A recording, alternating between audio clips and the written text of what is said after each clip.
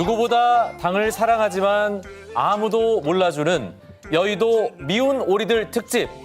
큰 오리 이상민 더불어민주당 의원, 작은 오리 이준석 전 국민의힘 대표 오셨습니다. 오리 꽥꽥 두 분 안녕하십니까?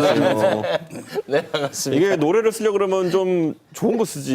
뭐 오리 날다 이런 거. 오리 날다. 근데 어떻게 네. 정체불명의 동요를 또 이렇게 틀어가지고. 훨씬 대중성 있는 이렇게. 근데 사실 미운 오리라고 하기에는 두 분이 진짜 거물입니다. 그렇죠. 무려 5선 국회의원이고요. 무려 여당 대표였습니다. 두 분은 뭐 솔직히 뭐 당내에서 가장 미움 많이 받는 분들로 알고 있는데 누구 신세가 더 좀 처량하다고 보십니까? 저는 뭐 이준석 당대표가 그런 것 같아요. 에이. 저는 쫓겨나진 않았잖아요. 쫓겨났지. 그렇죠. 더 딱해 보입니까? 저는 어쩌다 보니까 윤핵관이랑 싸우고 있는 줄 알았는데 대통령과 싸우고 있는 운명이기 때문에 불상 이전에 비장하죠 이제는. 이제 예. 비장하다. 예, 예. 그 이야기는 잠시 후에 3주 후에 저희가 다 준비되어 있습니다. 예, 당 대표 이재명 대표가 지금 단식하고 있지 않습니까? 8일째인데. 근데 그 단식에 대해서 아주 또 비판의 큰 소리를. 목소리를 내고 있습니다. 이거는 뭐 명분도 실리도 없다. 그만해라. 네.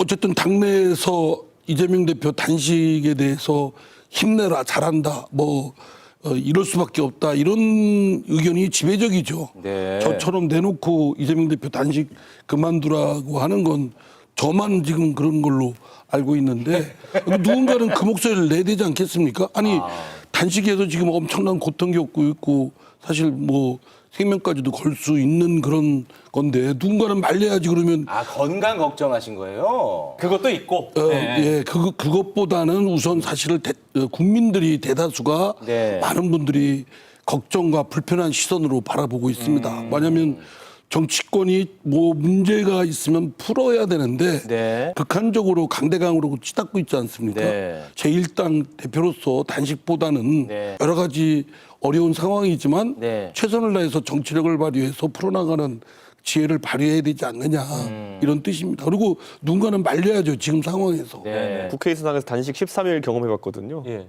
진짜 FM대로 제대로 했습니다. 그런데 지금 8일 차인가요? 네. 그럼 아마 오늘 이상민 의원 하신 말씀이 아주 감사하게 들렸을 겁니다. 너무 힘든 예, 상황이군요. 오히려 옆에 와가지고 대표님 힘내세요. 끝까지 하세요. 이런 사람들이 속으로 이 자식들이 이런 생각을 할 수 있어요. 그러니까 오히려 이상민 의원님이 원로로서 당에 8일째면 어떤 마음? 3일 이후째부터는요. 그냥 누우면 잠 옵니다. 예, 그게 정상입니다. 예. 예, 누우면 잠 오고요. 몸무게 원래 한 3일까지는 물 빠지고 이러면서 한 800g씩 빠지다가 그다음부터는 500g씩 빠집니다. 예, 예. 오늘로 8일째 단식 중인 이재명 대표. 지금까지 사실 정부 여당에서 단식장에 찾아온 사람이 한 명도 없었어요. 네. 오늘 드디어 여당 국회의원 한 분이 단식장을 방문했습니다.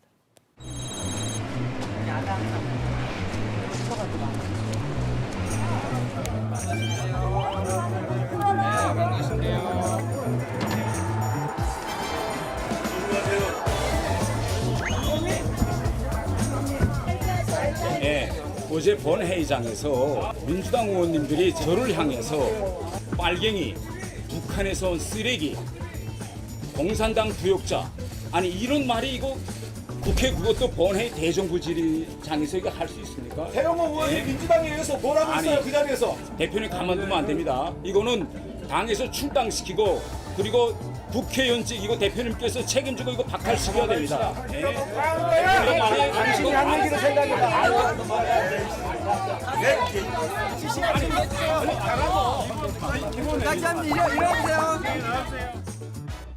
저는 이해가 좀 안 갔던 게 네. 태영호 의원이 뭐 본인이 아무래도 탈북을 하신 분이기 때문에 뭐 빨갱이 이런 말 들으면 좀 북한에서 온 쓰레기 이런 말은 과한 말이긴 한데 본인이 먼저 좀 질렀잖아요. 그래가지고 원래 공산 전체주의에 맹종하는 민주당이라고 하는 거는 이게 줄여서 말하면 종북이거든요. 본회의장에서 광역 도발을 했잖아요.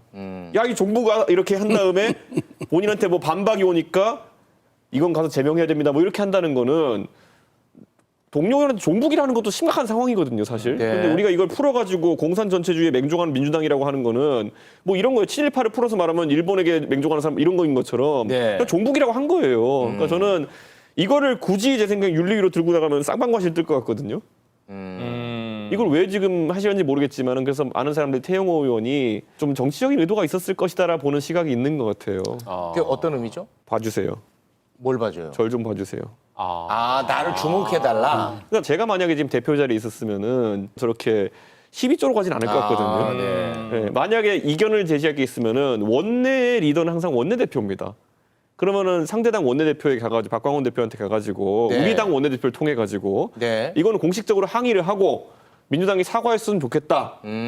사과를 하도록 해달라고 원내대표 간의 협상을 풀어야 될 문제인데 네. 그 단식하고 있는 사람한테 가가지고 당신 좀 제명해 주십시오 이렇게 하는 거는 이건 저는 약간 핀트가 안 맞기 때문에 태영 의원이 똑똑하신 분인데 저랬다는 거는 네. 의도는 좀 있었다. 원래 태영호 의원이 대정부 질문할 때도 도발을 했거든요. 민주당 의원들에 대해서. 공산당과 중국 공산당 다 뭐 같은 이다. 아니 후쿠시마 오염수 방류에 대해서 비판하는 것이 공산당과 똑같이 이렇게 치환을 해야 될 이유도 근거도 없는 것이고. 근데 그렇게 막 하면서 상대의 자극을 하고 오늘 더구나 이재명 대표가 지금 말씀하신 대로 그 단식 8일째인데 네. 좀 본인으로서는 상당히 힘들고 좀 고통 속에 있는 상황인데 거기다 가서 그 얘기를 하는 건 일련으로도 저건 저 비난을 피하기 어려울 거라고 봅니다. 저는 그게 왜 그러냐면은 사실 태영호 의원이 원래 직업이 외교관입니다. 그렇죠. 외교관은 기본적으로 TPO와 매너에 대해서 굉장히 교육을 많이 받습니다. 특히 저분이 외교관을 하셨던 나라는 그거 잘못하면 아오지 가는 나라예요. 그러니까 저는 그런 상황 속에서 지금 저 상황에서 대상이 올바른가? 그러니까 내가 원내에서 있었던 본회의장에 있었던 일을 가지고 단식하는 사람한테 가서 말하는 게 옳으냐? 네. 지금 가는 게 옳으냐? 예? 이런 것들 그리고 이 자체가 그러면 본인이 먼저 이야기한 다음에 반박이 나온 것에 대해서 문제 삼으면은 쌍방과시되는 거 모르냐? 네. 다 아는 상태에서 그렇게 판단했다고 하는 거는 저는 그래서 이때는 외교관보다는 본인이 정치인으로서 정치적 행동을 한 것이다. 저는 이렇게 보고 저런 모습이 아마 또 보수 지지층에게는 쾌감을 안겨줄 겁니다. 이재명에게 가가지고 또 한마디 하고 왔다 이런 거. 근데 이런 이상한 자극에 좀 빠지면 안 됩니다 지금. 그 지금 말씀하신 보수 지지층이라는 것은 어느 정도 퍼센트를 말씀하시는? 그거는 태영호 의원이 선 지역구에서는 상당히 많을 테고요. 예. 어려운 지역구일수록 적겠죠. 그런데 저는 이렇게 봅니다. 저는 이재명 대표랑 그렇게 각을 세우고 이재명 대표가 그때 보궐선거할 때도 얘기하고 이랬지만은 네네. 저분의 정책적인 역량이나 이런 것들에 대해 가지고 뭐 김포공항 문제나 이런 거 갖고 싸웠지. 네. 저분한테 저렇게 갈 이유는 없어 보이거든요. 왜냐하면 유효한 전술이 아니에요. 그 가운데 있는 국민들은 저런 것 때문에 막 표를 바꿔서 던지고 이런 분들이 아니거든요. 총선을 앞두고 이런 개별 의원들의 소원 수리하는 공간으로 국회가 변질돼서는 안 됩니다. 나 좀 봐주세요. 이런 거 하려고 지금 저희 가가지고 하는 공간이 돼서는 안 되거든요. 좀 안타깝습니다. 오히려 지금 대통령실 대통령은 뭐 지금 해외 나가 계실 때니까 대통령실에 비서실장은 뭐 하세요? 그런 분들이 오셔서 좀 위로의 말씀도 좀 하고 국민의힘의 당대표도 김기현 대표도 좀 이럴 때 좀 하고 좀 손잡고 어때 국민들한테 그런 모습을 보여야 국민들이 우려하는 걸 좀 해소할 수 있지 않겠어요? 알겠습니다. 근데 그런 거 하라고 태영호 의원님을 보내가지고 저는 근데 그 말씀도 저는 이상민 의원 한 말씀도 일반적인 단식에서는 적용이 되죠. 예를 들어 이재명 대표가 홍범도 장군 흉상을 이전하지 말라로 단식했으면은 하자 말자로 가가 접점을 만들 수 있을 거예요. 근데 이거는 제시하는 게 거의 윤석열 대통령은 인성을 고쳐라 뭐 이런 수준이에요. 그러니까 이거를 그러니까 나이 60 되신 대통령한테 그냥 뒤에 써붙인 거 보세요. 국정 기조를 바꿔라. 뭐 내각 총사퇴해라 뭐 이런 거거든요. 그러니까 뭐 가가지고 그럼 김기현 대표 가서 그걸 협상해가지고 제가 그럼 바꾸겠습니다. 이럴 수도 없는 거잖아요. 그러니까 이게 저는 아까 이상민 의원이 아주 적절한 말씀하신 게 이게 단식이 공감사기 어려운 게 애초에 주제 자체가 이상해요. 그러니까 대통령한테 거의 뭐 삶의 태도를 바꿔라 이런 수준이니까 저는 지금이라도 빨리 이재명 대표가 스스로 풀어야 됩니다. 이거는. 대표님 말씀 들으면 이재명 대표를 비판하는 건지 대통령을 비판하는 건지 헷갈립니다. 저도 지금 헷갈려서 헷갈려요. 지금 어떻게 방어를 해야 이렇게 될지 용기하게 말할 수가 있나? 헷갈려. 이준석 전 대표가 대통령 얘기를 했기 때문에 이제 윤석열 대통령과 관련된 이야기로 넘어가겠습니다. 이거. 최근에 윤석열 대통령이 이제 대선 출마를 위해서 국민의힘 입당을 준비하던 시기 한 인사와 통화한 내용이 공개가 됐습니다. 상당히 긴 통화였는데 여기에 국힘 접수해서 이준석이 아무리 까불어봤자 3개월짜리다. 이놈의 땡땡들 가서 개판 치면 당 완전히 뽀개버리고 당 대표부터 이제 전부 해임할 수 있다. 비대위원장이 돼서 이런 내용이 이제 있었습니다. 아나운서 양반. 너무 거칠었어요. 아 땡땡. 네네. 단어 몇 개가 아니 조금. 네. 인용이었습니다. 예. 인용이었습니다. 저는 이 녹취를 접하고 가장 먼저 떠올랐던 사람이 역시 이준석 대표였습니다. 네, 네. 과연 이걸 어떻게 받아들였을까? 왜냐? 그 전까지는 항상 이런 질문을 받았습니다. 대선 운동할 때 도대체 뭘 그렇게 잘못했길래 이렇게 미움을 사느냐? 이런 질문을 많이 받았는데 네. 이거는 이제 대선 전 상황이란 말이죠. 그러니까 이게 뭐 들어오기 전부터 싫었다는데요. 네. 예, 당에 들어오기 전부터 이준석 3개월이면 정리할 수 있다는 내용이고. 그런데 이제 이런 걸 보니까 저는 또 한 가지 떠오르는 생각이 뭐냐면은 예전에 원희룡 장관이 저랑 대화하면서 제가 윤석열 후보를 무슨 뭐 곧 정리된다라고 발언했다고 네네네네. 이제 막 한 적이 있었거든요. 네, 맞아요. 근데 저가 그런 말 한 적이 없었거든요. 그때 제가 그래서 그 녹취까지 다 깠잖아요. 네. 근데 그런 것처럼 아니 이분들은 무슨 당에 있으면 상대 날리는 거를 무슨 이렇게 중요하게 생각하는 분들이냐. 뭘 자꾸 날렸다고 하고 뭐 날린다 하고 날린다고 했다고 하고 이런 거밖에 생각이 없냐. 그래서 어휘가 상당히 과격하다. 네. 당에 들어온다는 거는 생각을 같이 아니 제가 윤석열 대통령 당에 들어오라고 했습니까? 본인이 들어오신 거 아닙니까? 네. 근데 이게 딱 고사성어에 있는 거 아닙니까? 절이 싫으면 들어오면 안 들어오지 않으면 되는 거 아닙니까? 그런데 거기 그게 주지스님도 고사성어에 있어요? 아니 속담이라고 해야 될까요? 주지스님이 싫다고 해가지고 뭐 절 가가지고 다 때려 부수겠다 이런 거 아닙니까 지금? 주지스님도 3개월 내쫓고 주지스님만 미웠던 건 아닌 것 같아요. 그러니까 절도 싫고 주지스님도 싫은데 제가 가면은 3개월이면 주지스님도 내쫓고 다 할 수 있습니다 이런 거 아닙니까? 네. 그럼 절에 있는 사람들은 기분이 나빠야 정상이거든요. 그거 물어보려고 그랬어요. 지금 당내 상황이 어떤지. 그러니까 지금 절도 지금 제정신이 아니에요 지금. 절에 있는 사람들이 반응이 아무것도 없잖아요. 그러니까 이미 이 절은 점거당했다. 아니, 기분은 점거랑은 관련이 없잖아요. 이거 감성의 영역이니까 네, 네. 그걸 여쭤보네요. 그 감성은 점거가 안 되죠. 그런 거는 김경민한테 물어보는 거예요.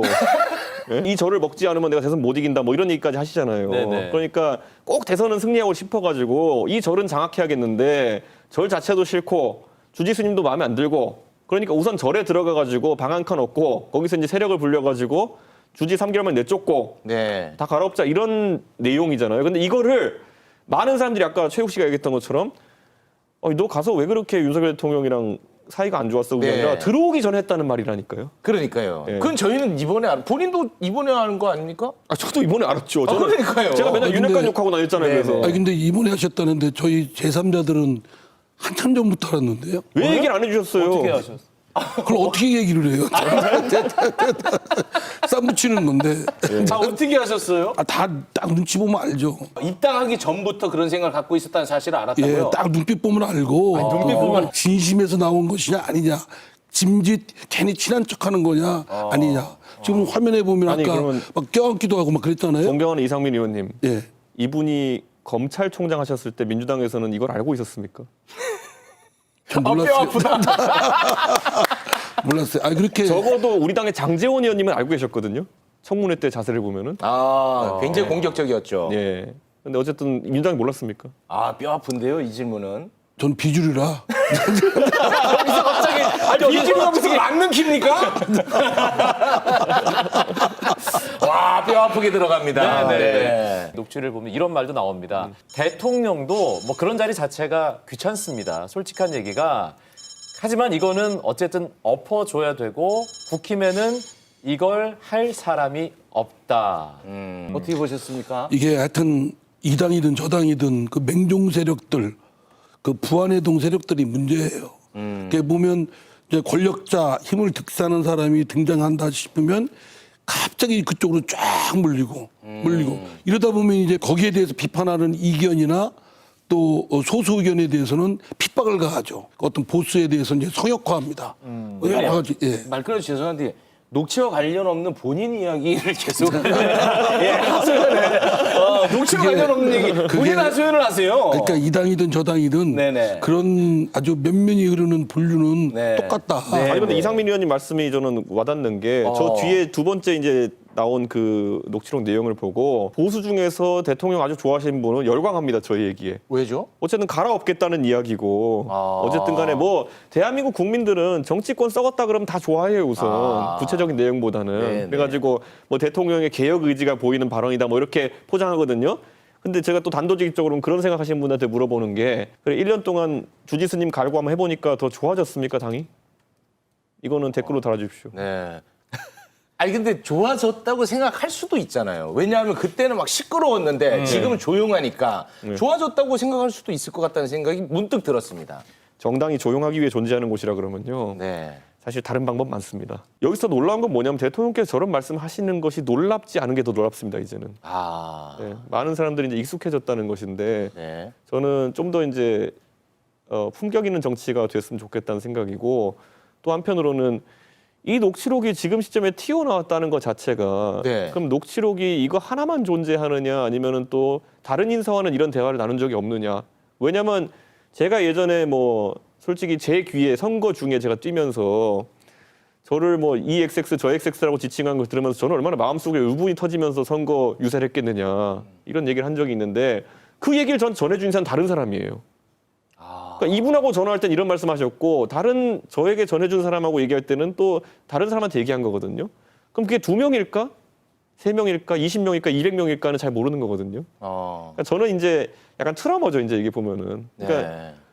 아니 저는 가가지고 진짜 그때 막 스테로이드 약 먹어가면서 선거 유세 뛰고 있는데 들리는 말은 계속 그런 거니까. 그러면 이제 그런데 와 진짜 예 진짜 나중에 근데 이제 언젠간 하나씩 저희가- 진실이 밝혀질 거라고 생각합니다. 국민의힘의 당대표 됐을 때 저희는 국민의힘 내부에서도 아마 충격으로 받아들였겠지만 네. 민주당도 아주 충격으로 받아들였어요. 이준석의 쇼크가 우리 민주당에도 좋은 효과로 반영이 있겠다. 왜냐하면 이준석 저 국민의힘에 저러한 새로운 어떤 그 물길이 생기면 우리도 네. 안 할 수 없거든요. 네. 그런데 이제 얼마 가서 이제 좌절하고 하는 거가 이제 또 돼서 이제 서로 악순환을 지금 겪고 있는 상황이죠. 아니 근데 의원님 그때 왜 그럼 박지현으로 따라하셨습니까? 저 비주류였다니까. 맞는 키인데 진짜. 아니 이게 맞는 키야, 맞는 키. 비주류 맞는 키. 비주류예요. 완전 맞는 키. 아, 이게 이러다 주류되면 어떡합니까? 그러니까 저 그날까지 기다리는데 아뭐 대표님. 철벽 박으시네. 정치 현안 아니, 얘기 좀 시간이 해야 없는데 이거 진짜 짧게 하나 해줘. 녹취록 관련해가지고. 녹취록 관련해서. 지금 이제 윤석열 대통령이 가장 강조하는 게 이념이잖아요. 네. 이념이 가장 중요하다. 네. 그런데 이 녹취록을 보면은 DJ 노무현 대통령을 존경한다 이런 표현들이 나와요. 네. 그렇죠. 저는 이 부분이 굉장히 충격적이었는데. 그러니까 어떤 부분을 존경하느냐에 따라 다를 건데요. 네. 저도 이제 노무현 대통령의 동진 정책이라든지 지역 구도를 타파하기 위한 노력 같은 건 굉장히 높게 평가하고 저도 그걸 반대 방향으로 해보려고 많이 노력을 했습니다. 네. 그렇기 때문에 저는 그런 부분은 존경하고 예를 들어서 김대중 대통령의 이념이라고 한다면 저는 햇볕 정책이라든지 이런 게 떠오르는데 그럼 지금의 윤석열 대통령이 하고 계신 정책과는 좀 반대 같거든요. 그러면 어떤 부분을 이야기하는 건지 김대중 대통령의 뭐 정책이라고 한다면은 그 당시 IMF 극복하는 것과 햇볕 정책 정도일 텐데 만약 햇볕 정책이라면은 속에 품은 생각까지 하시는 게 좀 다르다는 얘기가 되는 거거든요. 많이 다르죠. 남북관계 햇볕 정책 남북관계 같은 것도 많이 그렇고요. 다른 거죠. 네. 그런데 저는 이제 이거는 김대중 대통령과의 관계를 살피기 전에 윤석열 대통령도 지금 대통령 하시면서 조금씩 생각이 바뀌고 있어요. 작년 7월 달에는 국정과제 발표하면서 뭐라고 하셨냐면은 이념보단 민생이다라고 하셨어요. 맞습니다. 네. 근데 지금은 또 이념이 최우선이라고 하시잖아요. 네. 그러니까 뭐 김대중 대통령 상관없이 본인도 혼란을 겪고 계세요. 그러니까 너무 이런 거 근데 물고 들어갈 필요 없습니다. 아주 지금 적절하게 지적하셨는데 그러니까 윤석열 대통령이 스스로도 지금 자기 혼돈 상태에 있지 않나 이런 싶은 것이 대표적인 게 이번 예산안입니다. 뭐 긴축 재정하고 건전 재정하기 위해서 여러 가지 구조 조정하는 건 좋은데 미래의 성장 동력이라고 하는 과학기술 IMF 때나 금융위기 때도 감축한 적이 없어요. 네. 그때도 다 국민적 합의에 의해서 증액을 시켜왔던 과학기술 연구개발에 관한 예산을 17% 가까이 삭감했습니다. 그냥 싹둑했거든요. 네. 그러니까 연구 현장은 지금 막 들끓고 난리 났어요. 떠나고.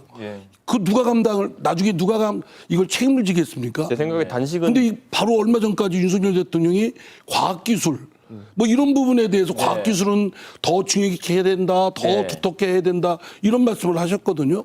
근데 지금 불과 얼마 되지 않아서 갑자기 180도 다른 그 행동이 나오니까 참 지켜보는 저희들도 당황스럽고. 아니, 차라리 그래서 유성구를 지역구로 두고 계신 이상민 의원님이 과학기술 예산을 살려내라고 단식하시면은 많은 국민이 지지할 겁니다. 진짜. 저한테 지금 단식이라는 그 엄청난 걸 강요하십니까? 아닙니다. 비주류입니다, 비주류. 저는 이거는 꼭 바로잡을 수 있다 생각합니다. 네. 자, 이제 정치 현안으로 들어가겠습니다. 강서구청장 보궐선거가 10월 11일에 있습니다. 네. 국민의힘이 후보를 내냐 안 내냐라고 하다가 내기로 했어요. 그리고 김태우 전 구청장을 공천하는 게 아니냐. 지금 이런 얘기가 솔솔 나오고 있는데 자, 단도직입적으로 전 대표에게 묻겠습니다. 네.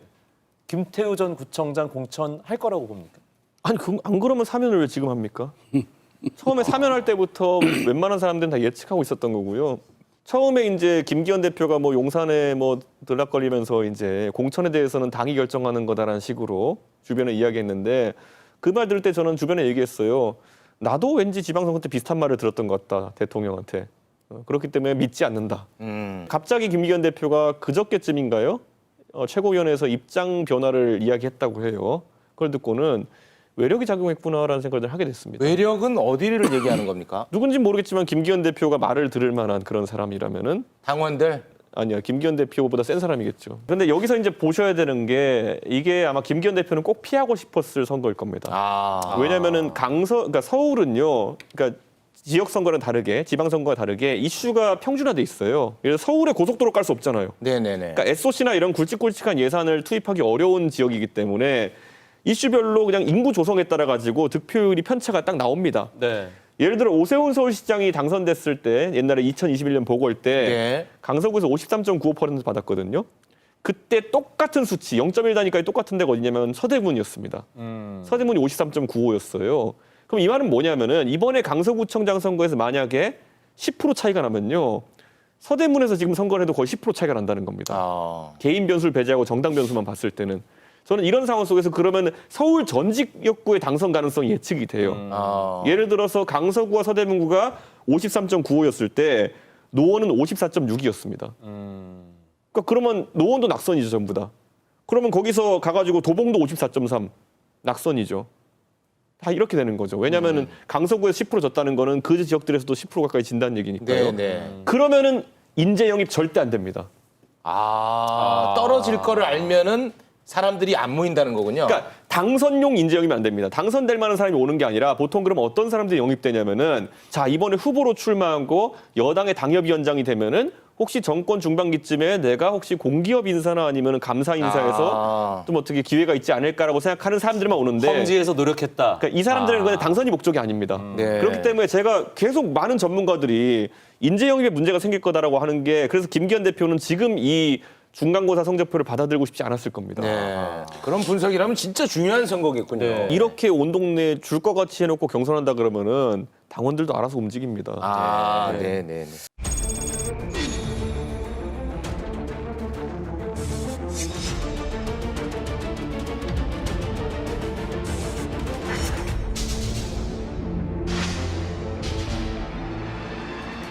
사적인 대화를 녹음되는지도 몰랐고 대선 국면을 어떻게 바꾸려는 그런 의도는 없으실까요? 뭐 제가 그렇게 능력 있는 사람은 아닙니다. 왜 책이 1억 6천만 원이나 주신 거예요? 언론인으로서도 뛰어난 분이고 그분의 평생 업적이라고 생각합니다. 그 책이 작품으로 치면은 그 정도 가치가 있다고 생각을 해서 이 대선 조작 공작 게이트는 단순한 험진대기 차원의 정치 공세가 아니라 조직적, 체계적으로 아주 치밀하게 기획된 대선 선거 공작입니다. 자유민주주의의 밑바닥에 커다란 싱크홀을 파버리는 사악한 짓이며 민주공화국을 파괴하는 쿠데타 기도로서 사형에 처해야 할 만큼의 국가 반역죄입니다. 네, 김만배 허위 인터뷰 의혹. 김기현 대표는 이거를 굉장히 무겁게 보는 것 같습니다. 네. 사형에 처해야 할 만큼의 국가 반역죄다. 아우 이거 언어 인플레이션이 너무 심한 것 같은데 어떻게 보십니까? 뭐 사형까지는 아니더라도 만약에 이게 의혹이 사실이라면은 어쨌든 민주주의의 근간은 선거 아닙니까? 네. 선거가 투명하게 치러져야 되는 것이고 공정하게 치러져야 되는 것인데 네네. 그게 훼손됐으니까 굉장한 중죄인 건 맞고요. 네. 그렇기 때문에 저는 저한테 맨날 대표할 때 무슨 여당 대표가 말이 세다 이랬는데 전 저런 말 안 썼거든요. 근데 아무도 지금 당에서 김기현 대표의 말의 품격을 지적하는 사람이 없어요. 예, 그러니까 김재원 의원 같은 분들 저한테 맨날 지적하셨으니까 내일 논평 기대하겠고요.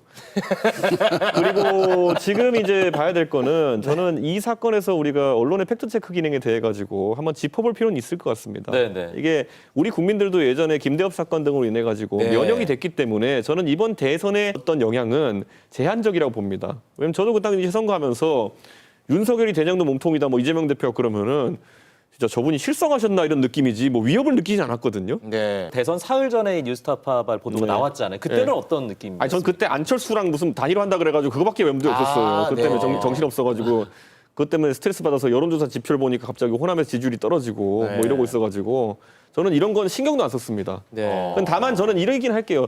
우리가 어떤 선거에 있어가지고 효과가 컸느냐 적느냐는 하나의 분석이지만은 이런 행동을 기획한 사람이 있다면은 예전에 보면은요.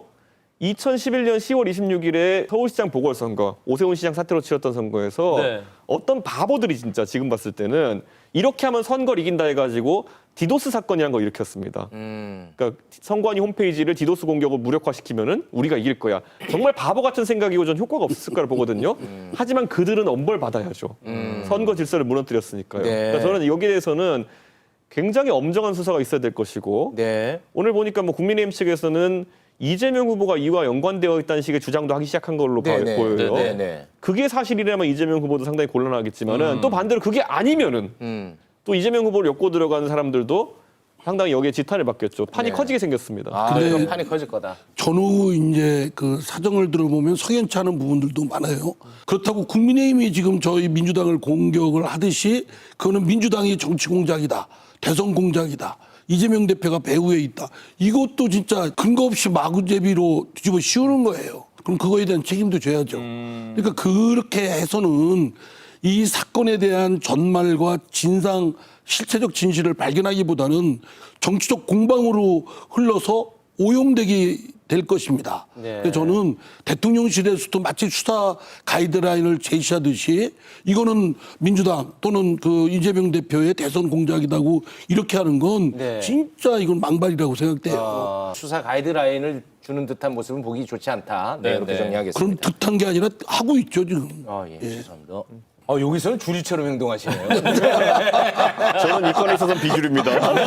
난 몰라요. 알겠습니다. 오늘 진짜 너무 재밌었는데 예. 시간이 아쉽게 느껴집니다. 벌써 끝났습니까? 예, 벌써 끝났어요. 미운오리 형제 두 분 오늘 케미 괜찮았어요. 다음번엔 예. 브금을 오리날더로 바꿔주십시오. 네, 알겠습니다. 두 분 고맙습니다. 예, 고맙습니다. 감사합니다.